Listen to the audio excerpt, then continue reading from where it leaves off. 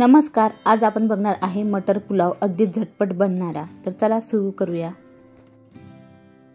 इथे आपल्याला लागणार आहे 2 मध्यम आकाराचे कांदे उभे चिरून घेतलेले, 2 लाल सुक्या मिरच्या, त्याचबरोबर 2 तमालपत्र, 1 दालचिनीचा तुकडा, 1 मसाला विलायची। हे सर्व आपण फ्राय करतोय तोपर्यंत आपल्याला तांदूळ 5 मिनिटांसाठी फक्त पाण्यात भिजत ठेवायचे आहे। खूप वेळ ठेवायचे नाही, अगदी 4 ते 5 मिनिटं। तर आता हे आपण बाजूला ठेवूया। तर इथे एक बाउल घेतलेला आहे, या बाउलमध्ये 2 वाट्या तांदूळ घ्यायचे आहे। इथे मी बासमती तांदूळ घेतलेला आहे।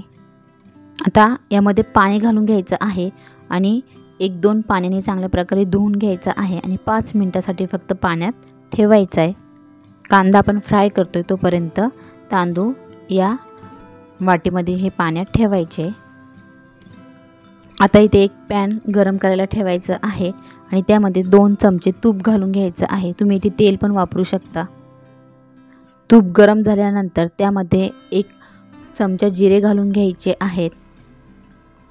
जिरा चांगला फ्राय झाल्यानंतर आपल्याला यामध्ये 1 वेलचीचा तुकडा घालून घ्यायचा आहे, मसाला वेलची, मोठी वेलची पण बोलतात। त्याचबरोबर 1 इंच दालचिनीचा तुकडा आणि 2 लाल सुक्या मिरच्या। हे सर्व तेलावरती फ्राय करून घ्यायचे।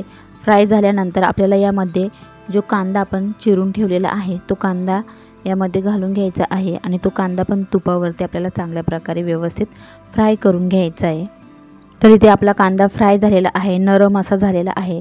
तर आता आपल्याला यामध्ये मटर घालून घ्यायचे आहेत। तर आपण 2 वाटी तांदूळ घेतलेलं, तर 1 वाटी मटर घ्यायचे, फ्रेश मटर आहेत हे। आणि हे मटर चांगल्या प्रकारे मिक्स करून घ्यायचे।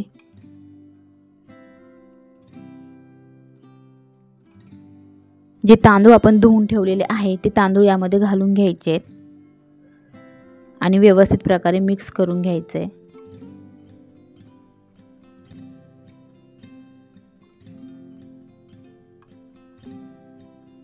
त्यानंतर इथे चवीनुसार 1 चमचा मीठ घालून घ्यायचे।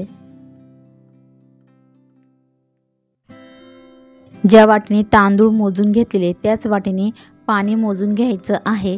तर इथे मी 2 वाट्या पाणी घातलेलं आहे आणि अगोदर पण तांदळांमध्ये साधारणतः 1 वाटी पाणी इतकं होतं, तर जवळपास सर्व 3 वाट्या इतकं पाणी इथे मी घातलेलं आहे।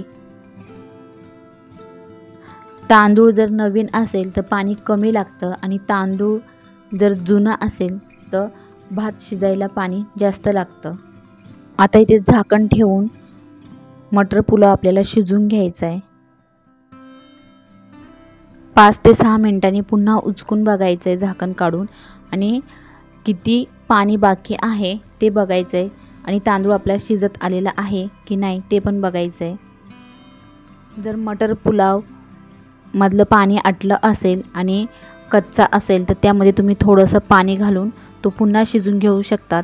अर्धा वाटी किंवा खूपच कच्चा असेल तर 1 वाटी पुन्हा पाणी ॲड करून आणि पुन्हा झाकण ठेवून तो शिजून घ्यायचा। अगोदर मी बघितलं तर थोडंसं पाणी होतं आणि कच्चाही होता। तर आता आपला मटर पुलाव पुन्हा एकदा चेक करून बघायचं शिजलेला आहे की नाही आणि पाणी आटलेलं आहे की नाही। तर अशा प्रकारे अधूनमधून 2 ते 3 वेळेस आपण चेक करून बघायचं। आता इथे मटर पुलाव आपला शिजलेला आहे, तर गॅस बंद करायचे आणि झाकण ठेवायचे 5 ते 10 मिनिटं, जेणेकरून तो थोडाफार कच्चा असेल मधून तर तो वाफेवर चांगल्या प्रकारे शिजला जातो। त्यानंतर आपल्याला मटर पुलाव काढून घ्यायचा आहे। तयार आहे अगदी हॉटेलसारखा मटर पुलाव। खूप झटपट बनणारी रेसिपी आहे। तर कशी वाटली तुम्हाला ही रेसिपी कमेंटमध्ये नक्की कळवा। व्हिडिओ आवडला तर लाईक करा, शेअर करा। सजवण्यासाठी थोडीशी कोथिंबीर वरतून। व्हिडिओ पूर्ण बघितल्याबद्दल खूप खूप धन्यवाद। चॅनेलवर नवीन असाल तर चॅनेलला सबस्क्राईब करा। भेटूया पुढच्या नवीन रेसिपीमध्ये, तोपर्यंत बाय बाय।